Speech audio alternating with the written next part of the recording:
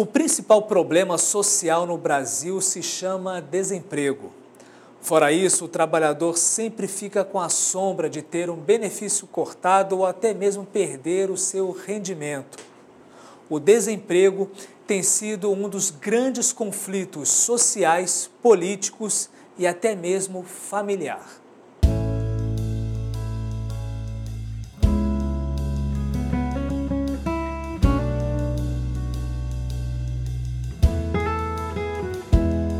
O trabalho humano tem como ponto de partida as pessoas, criadas à imagem de Deus e chamadas a prolongar a obra da criação. Quem não quer trabalhar, também não há de comer, já diria o apóstolo Paulo. O trabalho também honra os dons do Criador e os talentos recebidos.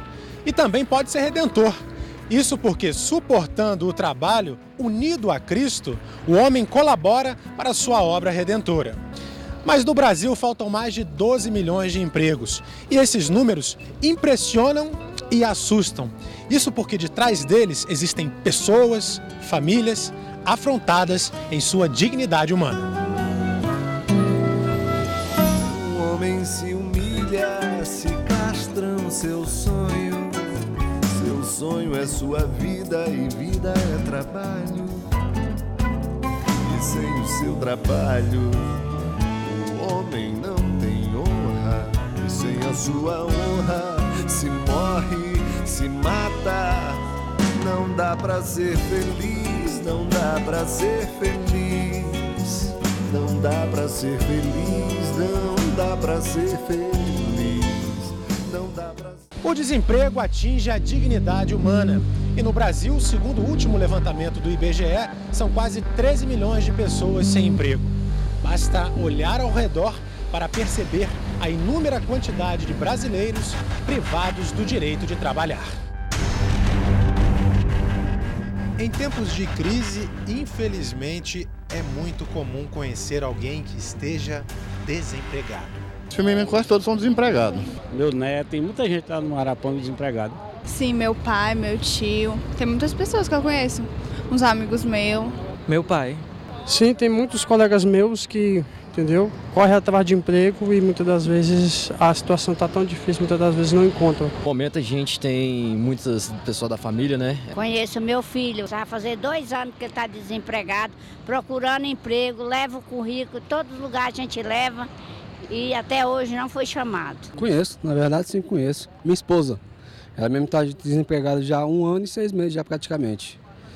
E mesmo ela tendo curso, coisa assim, está estudando no momento, mas o mercado muito fechado, está apresentando para a gente, dificuldade lá em casa mesmo, no momento só trabalhando. E não somente ela, mas tem alguns conhecidos meus também, que bastante tempo já desempregado. E já está virando uma coisa rotineira já, você ficar desempregado mais de 1 ano. Segundo o IBGE, atualmente são quase 13 milhões de desempregados no país e a taxa de subutilização da força de trabalho é de 24,7%, o que representa quase 28 milhões de brasileiros sem trabalho. São pessoas desempregadas e subocupadas, que são aquelas que trabalham menos de 40 horas por semana e precisam trabalhar mais para sobreviver.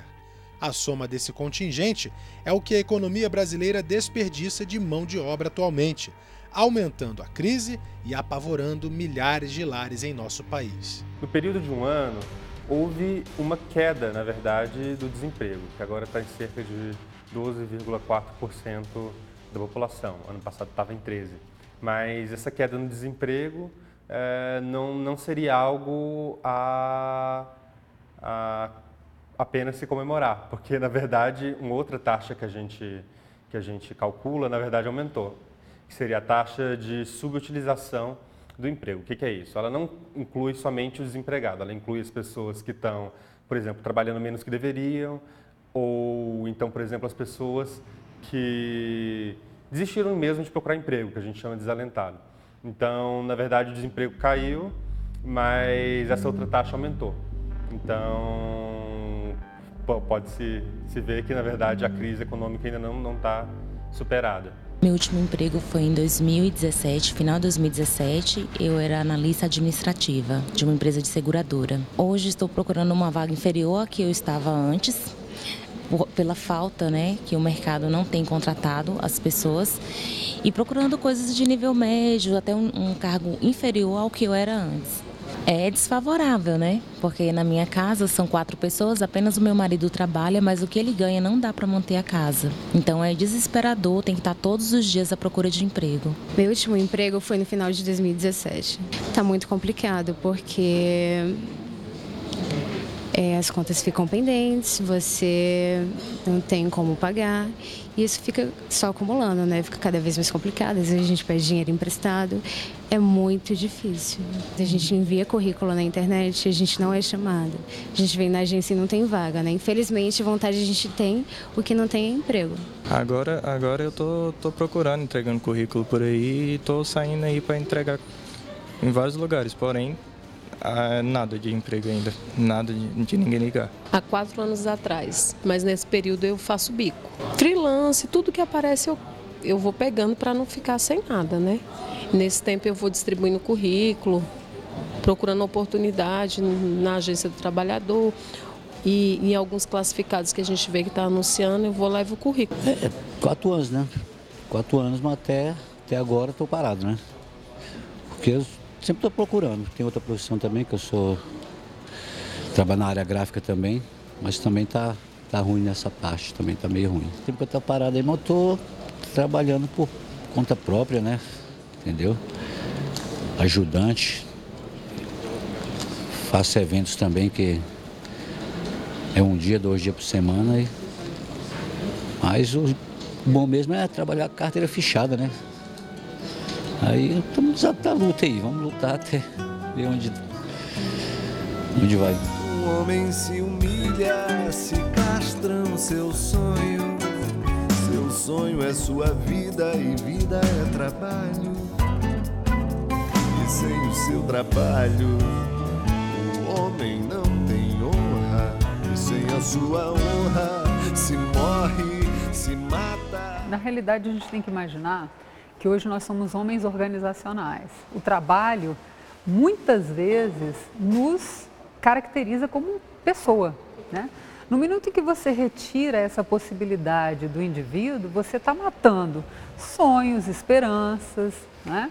E, obviamente, além de você estar matando isso, você traz algo muito ruim, que é o medo. Medo do futuro, medo, né, do que é que vai acontecer, medo de como é que você vai se colocar nessa sociedade. Então, isso adoece a sociedade de uma forma geral. Será que temos consciência do que passa no Brasil atual e do porquê de tantos desempregados? É esses governos, né? É o governo, o presidente, né? Eu acho que os políticos, é o governo, né? A maioria é os políticos. Tem muita gente que coloca a culpa no governo, né? E a falta de emprego, eu acho que está vindo justamente dele. E com essas eleições que está vindo agora, a gente espera que mude um pouco, né? Eu não voto em ninguém mais. Eu não quero nem saber mais de eleição para votar em ninguém. Não quero mais não. Até meu pai se candidatar, eu não voto nele. A taxa de desemprego no Brasil cresceu rapidamente no final do governo Dilma, passando também pelo governo Temer. Instabilidade econômica, queda na renda, a volta na inflação, crise política. Motivos são o que não faltam para explicar o cenário atual. A economia está crescendo pouco. Teve mais de 1 ano de queda. E isso é compatível, né? O desemprego, o aumento do desemprego durante um longo período estava compatível com a queda do nível de atividade econômica. Então, para conversar sobre o drama do desemprego aqui no Brasil, nós vamos entrevistar agora o sociólogo Marcelo Barra. Marcelo, é realmente assim uma situação muito difícil, porque passam sobretudo os jovens hoje no nosso país e também as pessoas com mais de 50 anos, não é verdade? Sem dúvida. A palavra acho que mais precisa socialmente é drama, sendo que isso acontece de maneira bastante desigual no todo dessas pessoas que são afligidas por esse mal, em que em casos nós podemos falar que seja até uma tragédia. Já, obviamente, pode haver casos, que infelizmente são minoritários, em que a pessoa possa se sair até melhor, conseguindo uma colocação eventualmente melhor, mas é bastante raro, porque a economia sofreu uma piora generalizada. Então, realmente, o saldo geral é de drama social.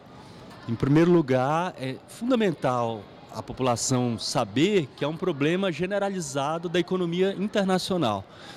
Vive-se um período, né, já é um período longo, de depressão mundial, né, que se caracteriza pela recessão. É o oposto ao crescimento da economia, né? Então, em períodos de recessão, há um desemprego grande e generalizado.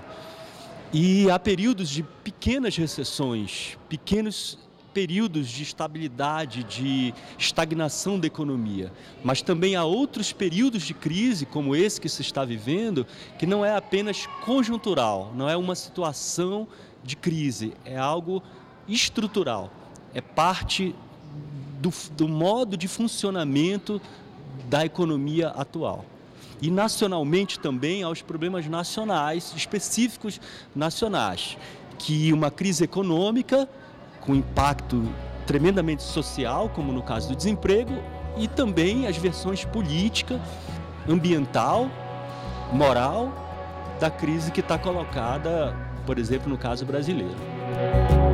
Compreender e analisar o momento em que vivemos pode ser fundamental para sairmos da crise. Eu acho que a gente está vivendo ainda numa fase de predomínio das ideias liberais, né? De redução do tamanho do Estado, de expansão do livre mercado. Agora, mais recentemente, essa tendência à criação de barreiras, inclusive, né? De fechamento das economias. A gente vê essa tendência preponderantemente nos Estados Unidos, nas políticas, né, do Trump. Então, eu acho que a gente só vai sair, vencer essa crise, superar esses obstáculos com uma participação mais vigorosa do Estado, com a retomada de investimentos públicos, de infraestrutura, tá? Que exige uma maior mobilização de capitais, são projetos em geral de longo prazo, às vezes de baixa rentabilidade, maior grau de risco, mas quer dizer, são áreas em que indiscutivelmente o Estado tem que assumir a dianteira. E por indução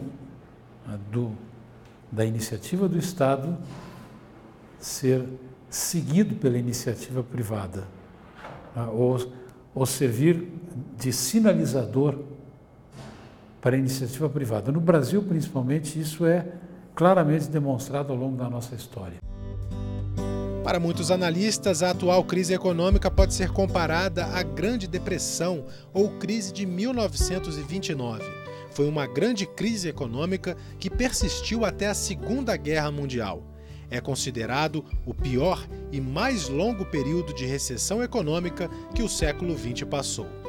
A crise de 29 foi um marco, não apenas na economia, mas um marco na história humana.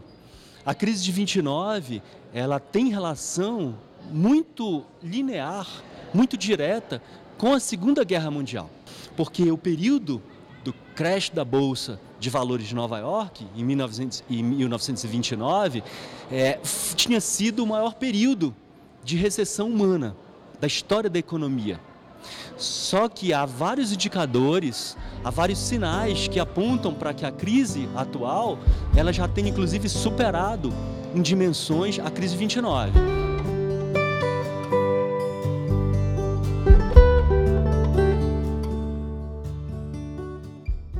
Olhando para trás, especialmente nos séculos 19 e 20, as novas tecnologias exercem um grande papel de mudança nos negócios e na forma de emprego de inúmeras pessoas.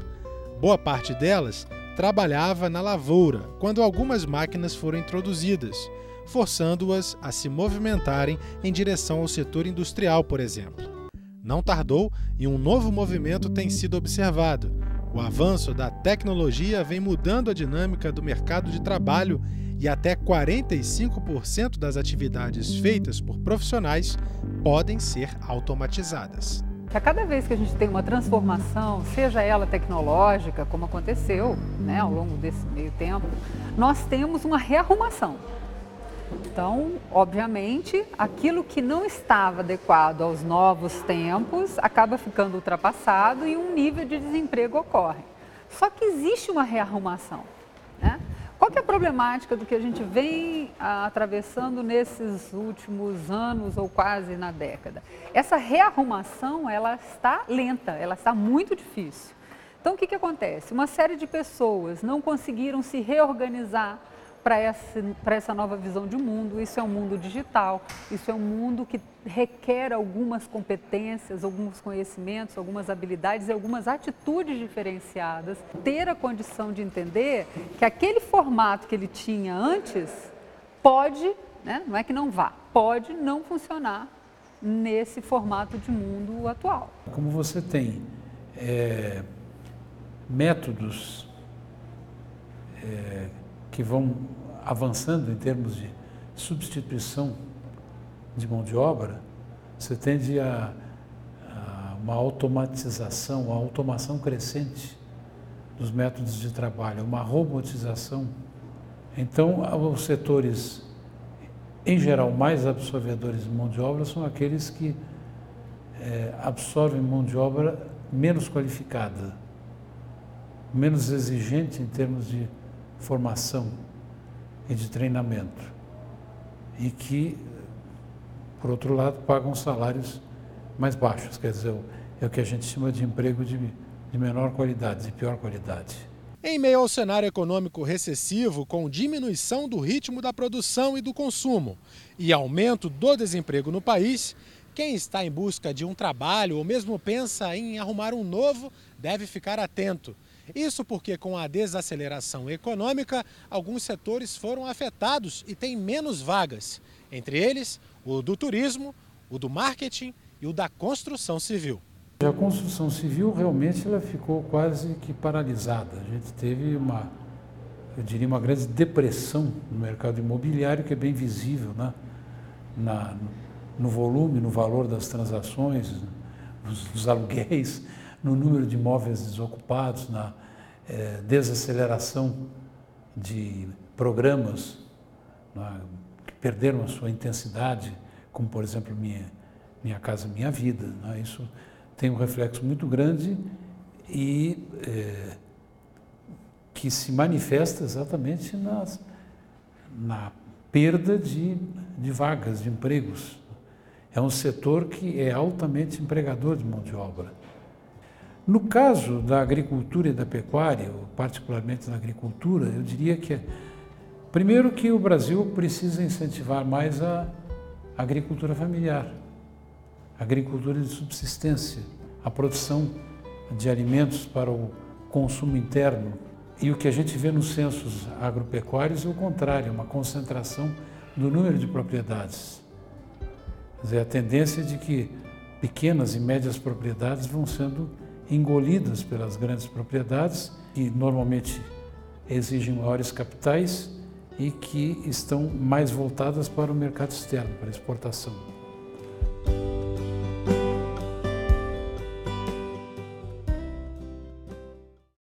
No próximo bloco, o índice de subutilização da força de trabalho alcança seu maior índice desde 2012, segundo dados do IBGE.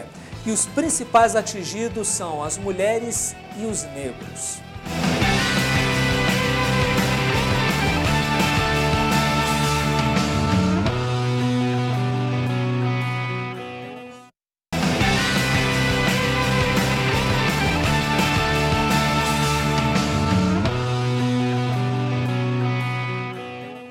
No segundo trimestre de 2018, 27,6 milhões de brasileiros ficaram sem emprego. O índice de subutilização da força de trabalho ficou em 24,6%. E os principais atingidos neste índice são as mulheres e os negros. Eu vejo que ele berra, eu vejo que ele sangra, a dor que tem no peito, pois ama e ama.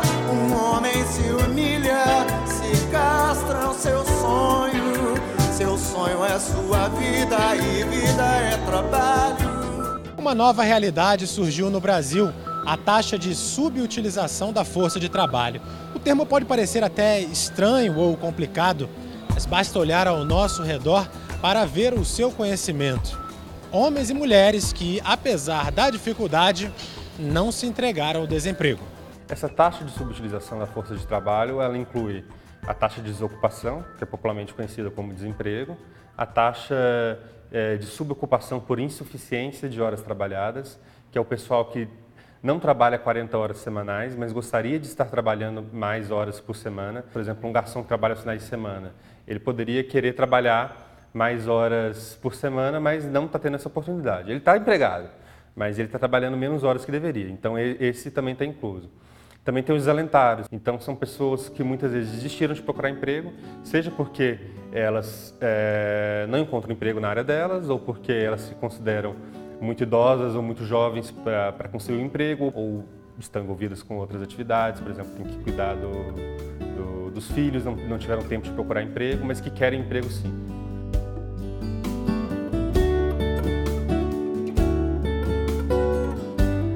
É exatamente o momento atual de Cirleide Santos.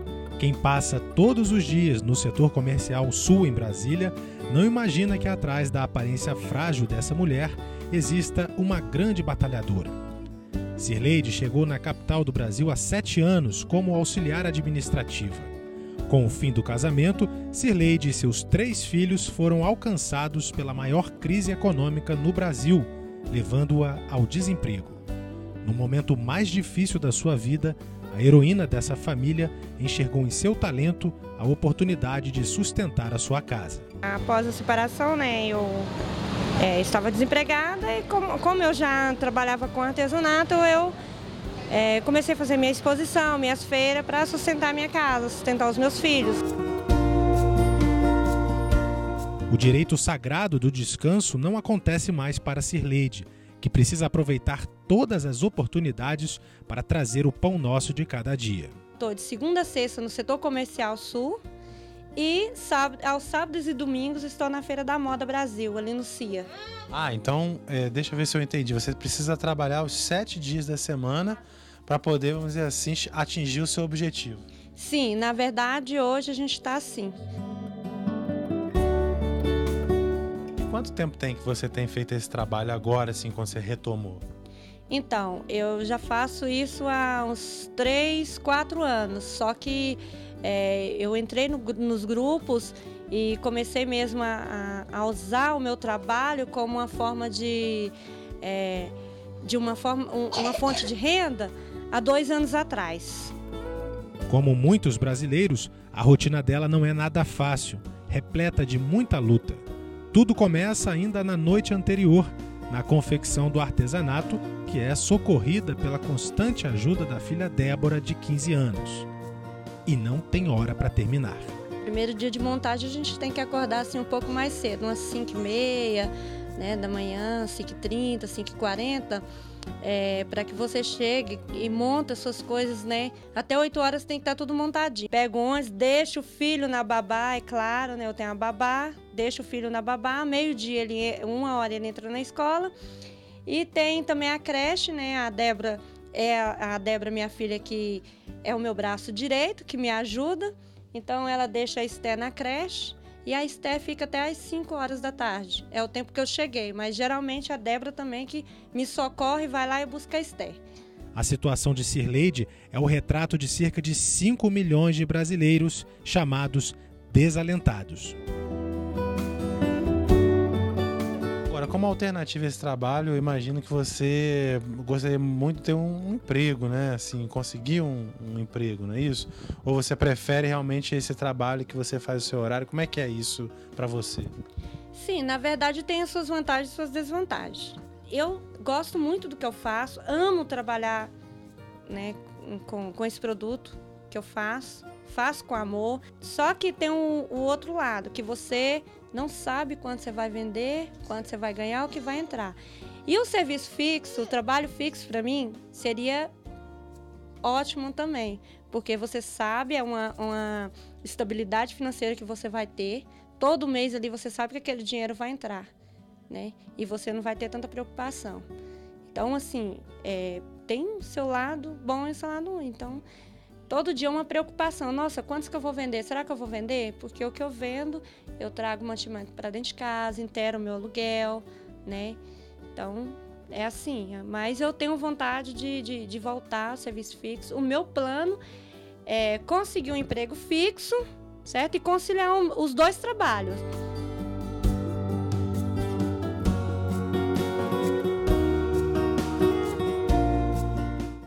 Em tempos de crise, você pode ficar sem comprar, sem viajar, sem realizar uma reforma na casa, mas sempre terá que se alimentar. Por isso, quando as pessoas perdem o emprego, elas migram para a informalidade. E é dos trabalhos informais que muitos brasileiros têm conseguido tirar o pão nosso de cada dia. Embora tenha havido uma recuperação do emprego, essa recuperação em muitos estados não foi uma recuperação do emprego formal. Na verdade, houve um aumento em um ano significativo de pessoas trabalhando sem carteira assinada. A formalização, que é algo que toda a sociedade aspira, está andando a passos bem mais lentos. Na verdade, a informalidade cresceu nesse ano. E também a questão de trabalhadores que trabalham por conta própria. Isso é um aspecto negativo do que está acontecendo. Obviamente, é melhor que essas pessoas estejam trabalhando informalmente do que desempregadas. O ideal é que, a médio e longo prazo, elas estejam formalizadas. Talvez os números do desemprego não apareçam com mais clareza ou não sejam piores do que as estatísticas demonstram, porque muita gente está sobrevivendo de iniciativas isoladas. Né? Tinha algum capital, perdeu o emprego, usou o seu fundo de garantia, né? Passou a vender pipoca, cachorro-quente, garrafinha de água. Para sobreviver, a pessoa está disposta a fazer muita coisa, para não cair na marginalidade, porque pior do que a informalidade é a marginalidade.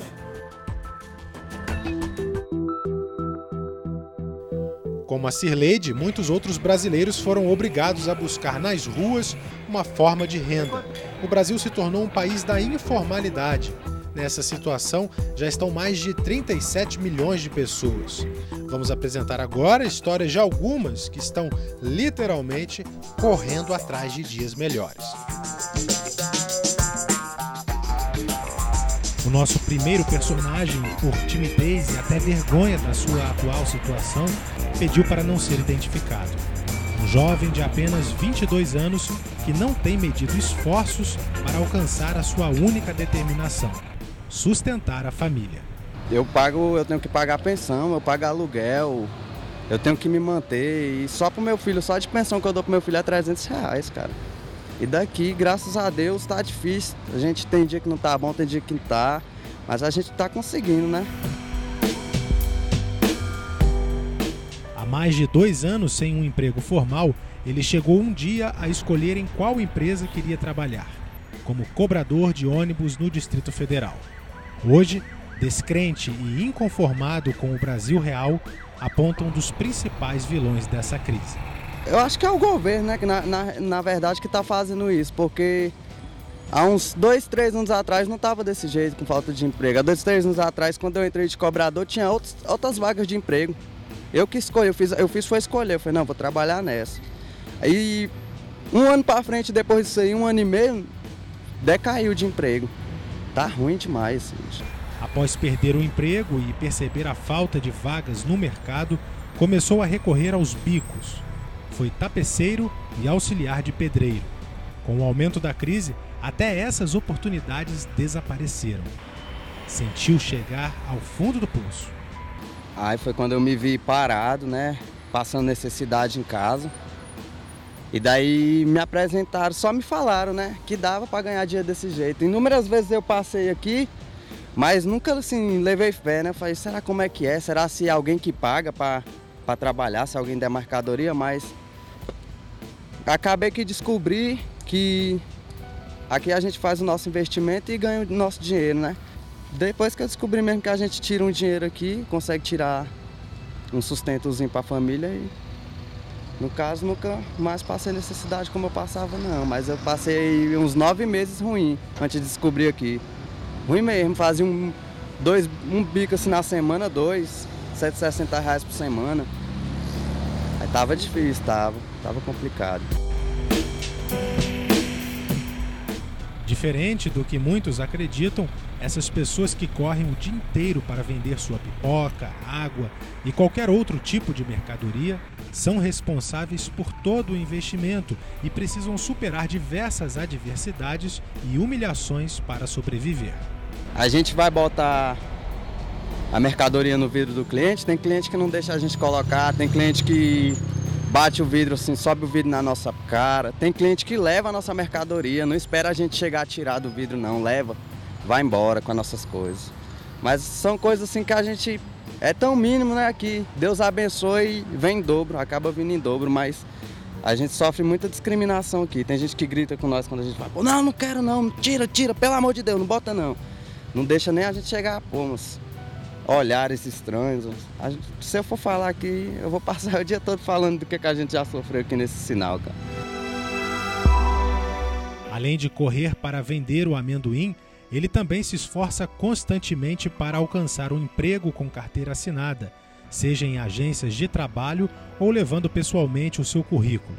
Apesar das inúmeras negativas e trabalhando na rua há quase 2 anos, ainda não perdeu a esperança. Tenho esperança, só que assim, eu me mantenho mais focado aqui, onde está me dando, por enquanto está me dando dinheiro, né? Mas eu me preocupo em emprego, né? Em arrumar um emprego fixo, a gente tem uma coisa que a gente sabe que não vai perder assim, né? Ainda tem os direitos, né, que a gente tem também aqui. Se a gente quebrar uma perna, a gente passa uma semana sem vir, morre de fome.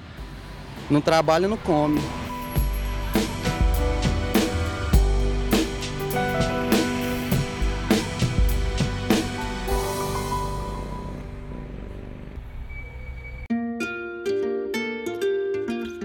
Resiliência é um conceito emprestado da física que significa a capacidade de um indivíduo lidar com situações adversas, superar pressões, obstáculos e problemas e reagir positivamente a eles sem entrar em conflito psicológico ou emocional. A resiliência é um termo que também pode ser usado perfeitamente para definir Rosanna Kennedy. Ao perder o seu último emprego, se recusou a ficar parada e buscou na criatividade maneiras de sustentar sua casa. Fiquei 2 anos parada e o tempo que eu fiquei parada eu vendi brigadeiro e bolo no pote. Aí depois o meu cunhado pegou e arrumou aqui pra mim e já vai fazer 1 ano que eu tô aqui trabalhando.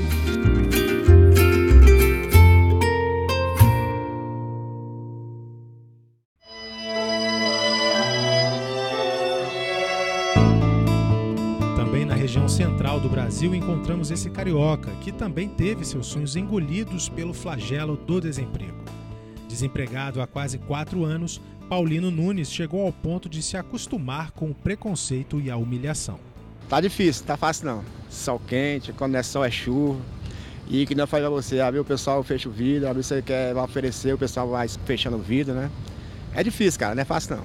Mas aí é o único modo que nós achamos de poder sobreviver, né? Porque para arrumar emprego hoje em dia de carteira assinada tá difícil, né? Pela minha idade também, já tenho 48 anos de idade. Tá difícil, mas a gente vai tentando aqui, né, sobreviver. Mas se aparecer alguma coisa que me ofereça um salário bom, nada me impede de eu sair daqui, tá entendendo? Mas até não aparecer, eu tô aqui nessa guerra aqui. Além da falta de vagas no mercado de trabalho, Paulino esbarra em outra dificuldade, a idade. Um tempo atrás aí, eu fui lá na entrevista e quando eu cheguei lá, eu percebi que o pessoal lá que estava contratando queria, na verdade, umas pessoas com mais novas, né? Assim, com uma idade menor. Trabalhando todos os dias para sobreviver. Essa é a única meta para esse brasileiro, já que ele não enxerga mais perspectivas para o futuro. Já perdi, assim, um pouco da esperança de eu me aposentar, sabe? Por causa que é tanto tempo que eu já estou nesse ritmo aqui, que hoje em dia eu já não penso mais muito na aposentadoria. Que não foi para você, inclusive até meu pai pega muito no meu pé, né, para me poder arrumar uma forma de eu poder me aposentar, pagar uma mensalidade, né, para o INSS todo mês. Mas eu, sei lá, cara, eu acho que tá difícil, pela idade que eu já tenho, entendeu? Eu já perdi essa esperança, na verdade, sobre essa parte.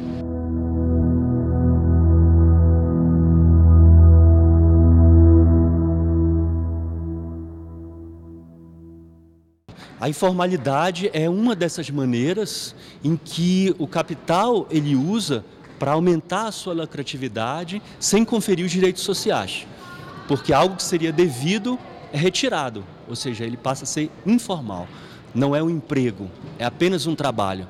E sendo um trabalho, ele vai deixar de ter uma série de benefícios, como auxílio transporte, refeição, férias, aposentadoria, inúmeros outros, inúmeros benefícios sociais. Só que esses recursos vão para algum lugar, porque o trabalho continua sendo feito, continua sendo realizado. Os dados do IBGE assustam quando mostram a realidade dos jovens do nosso país em meio a essa crise. 32% deles, entre 18 e 24 anos, estão sem emprego. Nós estamos numa situação calamitosa. Você está tirando a esperança do jovem. Como fazer isso com quem precisa mais do que nunca de um caminho efetivamente a ser trilhado? Então, nós precisamos entender que o mercado quer uma coisa e nós estamos formando outra. Ou formando com lacunas que precisam ser trabalhadas. Então, essa política, né, de Estado efetiva, ela precisa acontecer para que a gente tenha o jovem inserido nesse mercado. Nas faixas etárias mais jovens, que são as pessoas de 16 a 18 anos ou de 18 a 24, a gente verifica um desemprego muito maior do que nas demais faixas etárias. Então isso mostra que o jovem, muitas vezes sem experiência de mercado de trabalho, ele está tendo uma dificuldade maior para conseguir emprego do que uma pessoa mais qualificada. É o drama da jovem Tainara, de apenas 20 anos. Já marcada com a síndrome do desemprego, ela tenta se apoiar no que há de mais belo em nossa juventude, a esperança. Às vezes bate uma desesperança muito grande, sabe? Tainara, infelizmente, se soma aos mais de 4 milhões de jovens que estão sem trabalho. São pessoas em passagem para a vida adulta e, em muitos casos, esses jovens não conseguem enxergar outros caminhos e acabam pensando que não são capazes. Como é que as empresas elas exigem de nós, jovens, experiências, sendo que elas não dão oportunidade para a gente, né? De uma oportunidade da gente se empregar. É uma situação cruel. Você sai jovem, vamos supor, de uma universidade, não encontra trabalho, mas daqui a pouco você não é mais jovem. Você é um indivíduo maduro, sem experiência, sem nem ter conseguido algum trabalho. Quer dizer, isso é o que você pode ter de pior em relação a essas pessoas. Tem quase 2 anos, meu último trabalho foi como operadora de telemarketing. Eu trabalhei lá por 6 meses. Terminei os estudos, entrei no mercado de trabalho. Aí, como esse trabalho eu via que não fazia o meu perfil, decidi sair, buscar outras oportunidades, né? E foi daí que eu me deparei com a realidade, né? Que procurar trabalho não é nada fácil. A recessão atingiu diretamente a nossa jovem, que precisou interromper seus sonhos para buscar em bicos uma forma de ajudar nas despesas de casa. Cheguei a dar aula de reforço, a domicílio, né, na casa da pessoa. Cheguei a levar também criança para a escola, também trabalhava com panfletagem. Até isso hoje está difícil. Já tem 2 meses já que eu também estou à busca de bicos assim para me ter alguma renda e até agora não surgiu nada. Além dela, o padrasto e a sua mãe estão nas mesmas condições. Assim, a situação muito difícil, mas graças a Deus, meu padrasto, ele viu que a situação também estava difícil para ele se empregar aqui e ele teve que ir para o Piauí para poder trabalhar lá. E de lá ele manda uma ajuda aqui com as despesas. Minha mãe também recebe um auxílio, né, Bolsa Família. Ela também faz diários durante a semana para estar arcando com as despesas, né? Aí assim a gente vai se virando, né, com a providência de Deus, dia a dia. E eu sei que lutando eu irei conquistar, eu só não posso ficar de braços cruzados. Eu procurei, né, fazer um curso agora, nas minhas horas vagas, para poder estar me qualificando, para ter mais chance também de entrar no mercado de trabalho. buscar essas lacunas, minorar isso, procure ajuda, vá a uma universidade, vá ao Sistema S, vá à ATA, Agência do Trabalhador, se organize, né? Porque a pior coisa que eu acho que pode acontecer é realmente a pessoa perder a esperança, né? Então a ideia é, vamos trabalhar nessa lacuna para que assim que o mercado reaqueça, assim que haja uma melhora, você possa efetivamente ter um diferencial competitivo.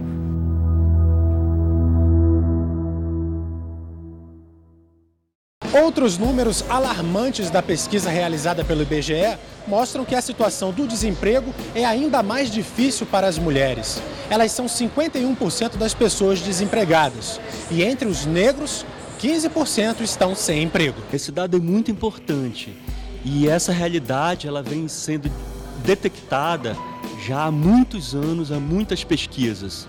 Ou seja, não se trata de algo pontual ou episódica, de uma situação de um momento. É algo conjuntural, é algo do próprio funcionamento da sociedade, e ainda mais forte no Brasil, da sociedade brasileira. Então, mesmo trabalhando, mulheres negras recebem menos do que homens negros, que já recebem menos do que homens brancos. Então há uma pirâmide de renda na sociedade brasileira. E em períodos de estagnação, de recessão, como o que vivemos atualmente, há esse impacto do lado negativo. Ou seja, o desemprego é ainda muito maior em mulheres negras, em que quando há determinados períodos curtos de recuperação, são mais homens brancos que são contratados ou mulheres brancas. E os negros e mulheres negras continuam ficando no final dessa lista de recrutamento e de trabalho. Isso é algo que não se explica nesse país. A única explicação que nós temos das mulheres recebendo menos do que os homens, efetivamente, é cultural. A sociedade acredita que isso é assim e pronto, né? Então, vamos tentar dizer por que não é assim, né? Hoje nós somos baseados em que paradigma? Um paradigma que a gente chama de sociedade do conhecimento. O que significa? Quem detém conhecimento tem efetivamente, não é porque alguém queira, é efetivamente um diferencial competitivo dentro das organizações. Isso significa o quê?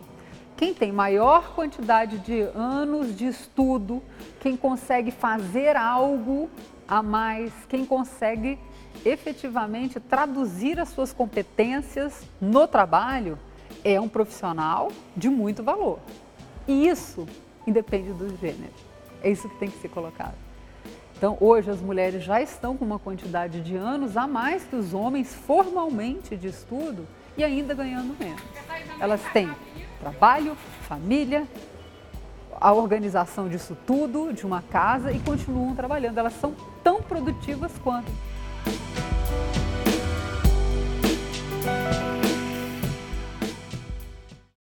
No próximo bloco, as consequências na saúde para quem recebeu a reviravolta do desemprego e a dignidade humana e o desemprego sob a luz da doutrina social da Igreja.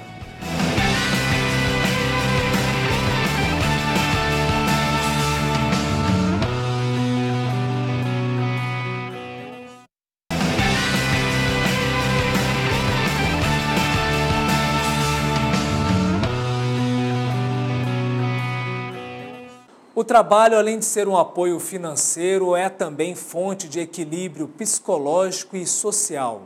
O fato de estar desempregado pode causar reações traumáticas, com consequências bem profundas. Um homem se humilha, se castra o seu sonho. Seu sonho é sua vida e vida é trabalho.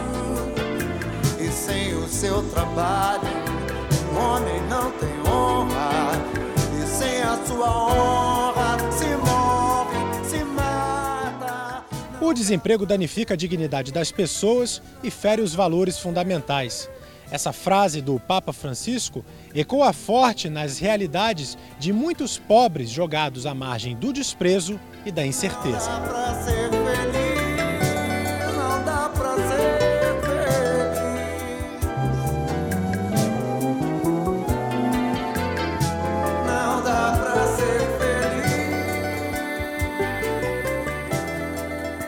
dos pontos turísticos da capital do Brasil, encontramos Adriano Elias, mineiro de Lagoa da Prata, com 25 anos de idade, que deixou a sua cidade natal em busca de esperança.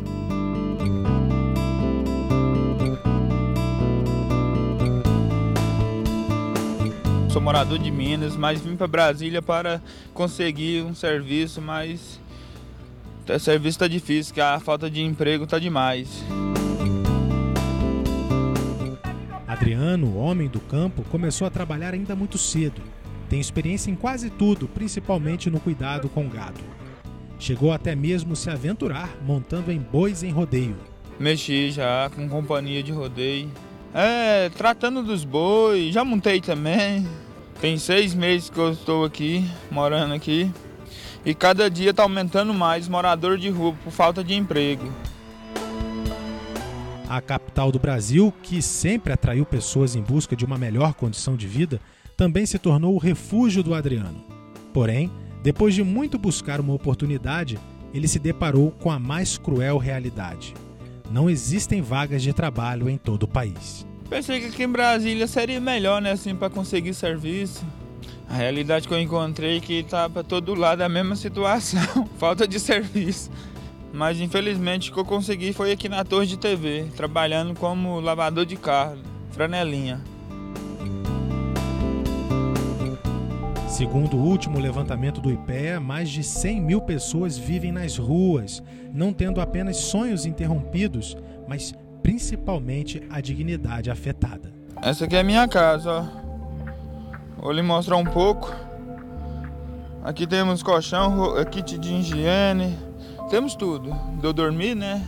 De eu tomar banho, minhas coisas e demais. A crise econômica e política dos últimos anos atingiu diretamente os mais fracos e eles estão jogados nas ruas, muitas vezes vistos como um fracasso individual e não como um problema social a ser encarado. Isso fere ainda mais a dignidade, o sonho e a esperança. Mas para o Adriano, a fé ainda se mantém inabalada, mesmo com todas as adversidades do momento atual. Por meio da fé, ele encontra a cada dia a determinação para continuar sonhando e desejando dias melhores. O meu sonho, rapaz, meu sonho é de ter um serviço, né, digno, né, poder ter minha casa, poder chegar em casa, tomar banho no chuveiro de água quentinha, né, poder deitar numa cama, poder, né, ver uma televisão sossegado, chegar em casa, fazer sua comidinha.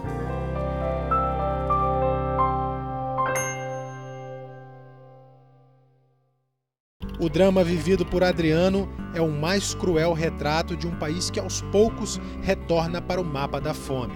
A exclusão social e a desesperança são sintomas de uma sociedade que está adoecida em sua cidadania, levando-nos a um risco social.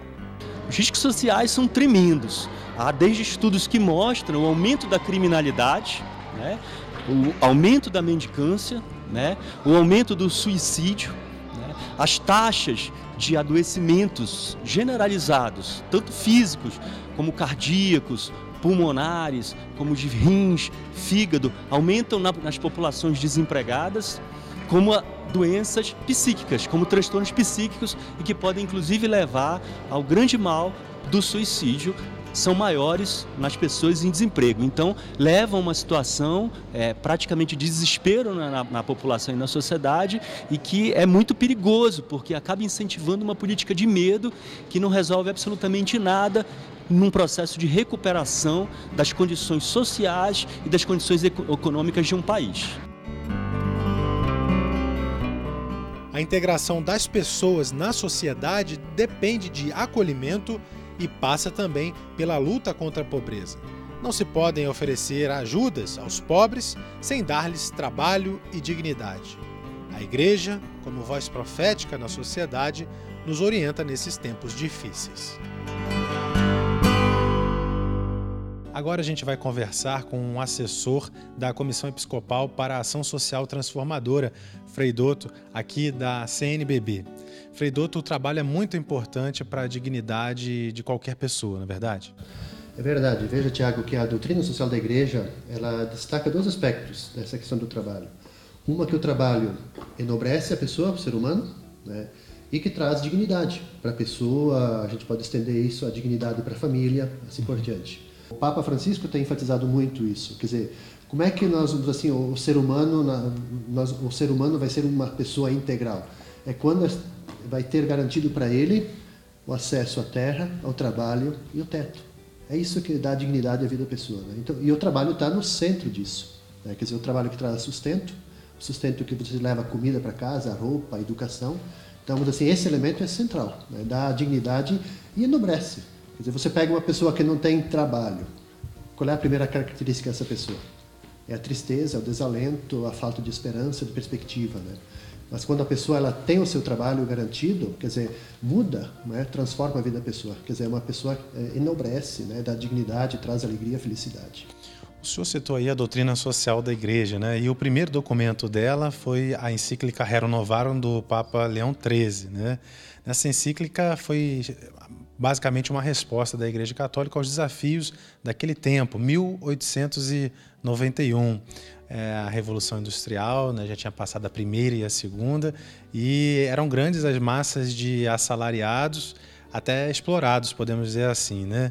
Quer dizer, desde sempre a Igreja, então, esteve ao lado da dignificação do próprio trabalho. Veja que o Papa ele ressaltava na Rerum Novarum, que é atualíssimo hoje, né, diante de toda essa realidade que nós temos, gritante desemprego, ele cobrava assim, a função, o dever do Estado de garantir o trabalho, que garante a educação, né? Garante a educação, que garante o trabalho, que garanta uma terra para eles poderem ter a sua casa.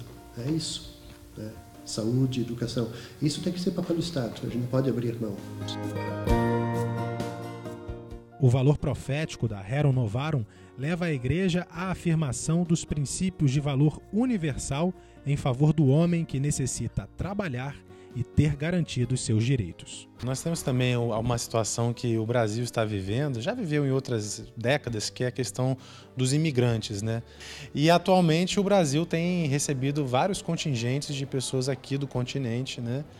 Que vem para o Brasil, e nós também estamos encontrando alguma dificuldade para receber essas pessoas, né? Que o senhor fizesse comentário sobre isso. Eu acho que sim, que nós teríamos que compreender também aquilo que está na Bíblia, né? Quer dizer, eu acho que todos nós somos transeuntes aqui, né? Não vamos ficar para sempre. Todos nós somos migrantes. Peregrinos. Peregrinos. Né? Então, eu acho que esse princípio para nós ele deveria estar assim no nosso coração, na nossa memória sempre, né? Quer dizer, de nós não deixarmos de acolher. Né? Nós, em algum momento da nossa vida, nós também fomos acolhidos, né? Acolhidas. Então, eu acho que a gente precisa trabalhar esse aspecto, né?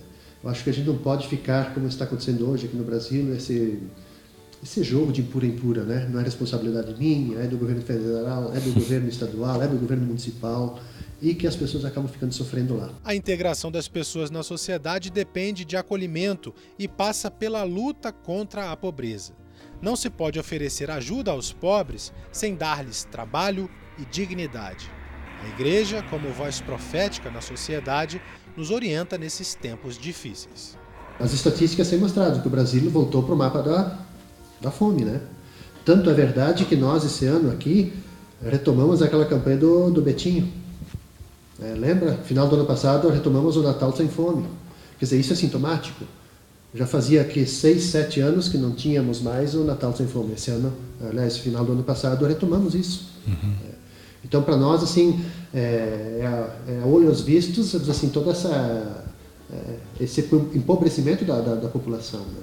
E, claro, os dados estatísticos estão aí. Quer dizer, quantos milhões de empregos foram extintos?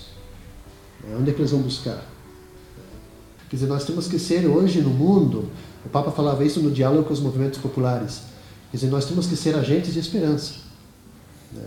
Mesmo que a gente às vezes não encontre sinais de esperança, mas nós como cristãos, nós não podemos jamais perder a esperança. Né? Então acho que esse é um papel muito importante que a Igreja tem hoje, de sermos agentes de esperança. Não, estou com esperança. Estou com esperança sim. A gente tem que ter esperança. Em primeiro lugar, a sociedade, ela recriar esses laços de solidariedade. recriar esses vínculos, apoiar aquele mais fraco, aquela desempregada, buscar ajudar, formar relações, se juntar, por exemplo, em cooperativas, em associações que possam dar uma ajuda, possam incluir essa população, porque se em primeiro lugar, de fato, há a exclusão da economia, com o tempo pode virar uma exclusão social. Então é o renascimento, é a possibilidade do renascimento dos vínculos de solidariedade, de amizade, de apoio, de irmandade. Eu não perco a esperança, né? Porque eu sei que dias melhores virão.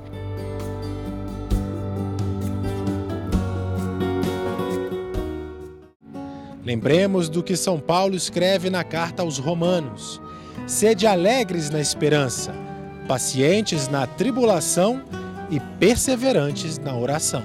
Não dá pra ser feliz, não dá pra ser feliz, não dá pra ser feliz, não dá pra ser feliz, não dá pra ser feliz, não dá pra ser feliz, não dá pra ser feliz, não dá pra ser feliz, não dá pra ser feliz. Não dá pra ser feliz.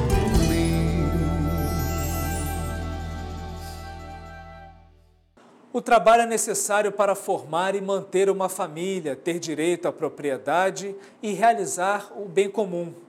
Rezemos para que o nosso país volte a caminhar para a unidade e progredir, sob a intercessão de Nossa Senhora Aparecida. Nos encontramos na próxima semana. Até mais. Um homem se humilha, se castram seu sonho. Seu sonho é sua vida e vida é trabalho. E sem o seu trabalho, o homem não tem honra. E sem a sua honra, se morre, se mata. Não dá pra ser feliz, não dá pra ser feliz.